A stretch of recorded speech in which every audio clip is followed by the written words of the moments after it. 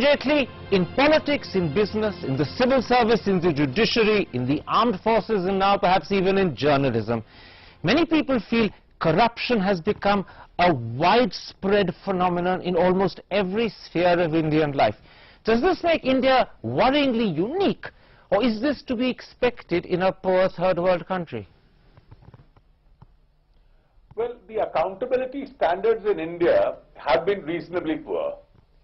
Now, you look at any walk of life, be it political life, how many politicians do we see defeated in elections for the fact that they are corrupt? For that matter, how many people, whether in the civil service, do we see being sacked from their jobs and eventually being prosecuted because they are corrupt? Do we at all see it in the revenue services, the municipalities, other departments of the government which are perceived to be generally corrupt? Do we see any journalists being sacked or normally losing their jobs merely because they've compromised with their professional integrity? Now, when all this doesn't happen, people up to a particular point become accustomed and are used to it. But when the media or some other political developments arouse the consciousness of the nation, you suddenly have a volatile public opinion. And I'm glad for the fact that in the last few months, we do have a volatile public opinion which is not willing to accept this deteriorating trend in Indian public life. Kushal, I pursue that point with you a little further, and I'm going to do it by quoting from Pawan Verma's book. He says, there are no uncontested definitions of right and wrong in India. The only consistent concern is the end result. If in the pursuit of the desired goal, morality is not so much disowned, he says, it's actually devalued. Would you accept that that's the problem, that we have this ambivalence, and that particularly at lower levels we collude with corruption? Well, I think Pawan is substantially right when he says this. Now, if you look at the whole character of the society as it is proceeding, what are the kind of new heroes that we are trying to throw up? People who've made more money by subverting the system. They've actually become the social heroes on the social pages of newspapers and the pull-out sections. You see them precisely appearing. The kind of moral indignation which must appear against these people, you don't find it there.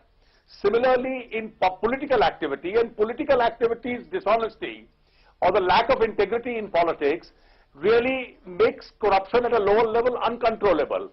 People are not being ostracized from political parties or from political alliances. Their caste support base gives them a social sanction. Now, these are all factors which are still continuing to make the corrupt as acceptable. So even when Mr. Raja was involved, or earlier Mr. Sukhram was involved, their social sanctions or the caste support bases did not diminish. They were cited as grounds to help them. It happened in the case of Mayawati. It happened in the case of Lalu Prasad Yadav. Now, all these factors, therefore, are not deterring people from the acts of corruption itself.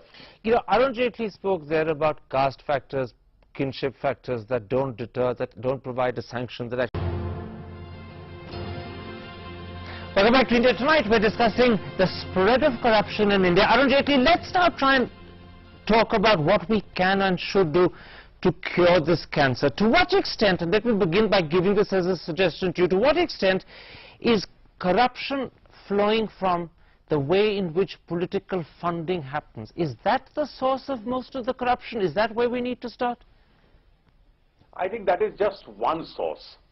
Because even 63 years after independence and so many general elections, we have not been able to legitimize our procedure of political funding. Now, there have been institutional reforms made, such as incentivizing donations by check, but I think it's still a minuscule percentage of political expenditure which is available on check. But that's not the only reason.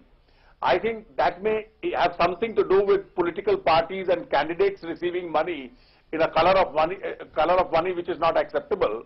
But at the same time, the real issue also goes into cases of individual bribery, cases where investigations are slow, cases where investigative agencies, be it the state investigative agencies or central agencies such as the CVC, the CBI, have completely been compromised. And then you have an ultimate problem of the Indian judicial system taking years, if not decades, before the guilty can be sent to jail. And eventually you have a situation where a minuscule percentage of people who are responsible for corruption and are guilty of it eventually going to jail. Okay. You're known, Subramaniam Swamy. Normally politicians are accused by television channels and certainly by anchors of being the cause of the problem. Let me leave you the last thought for the solution to the problem. How do we change character if Indian character is really what's the problem? I think character will take decades, if not centuries, to change if we just leave it to individuals to change it.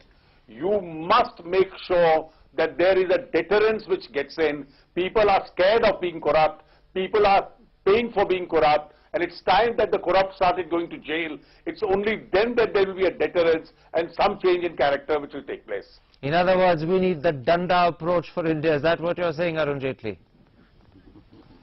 Well, you put it in a more straightforward manner, but I use the more legalistic language. I remember as a kid that Gujarati ditty, Suche, Saru che, Danda leke maru che. We need more of that. No.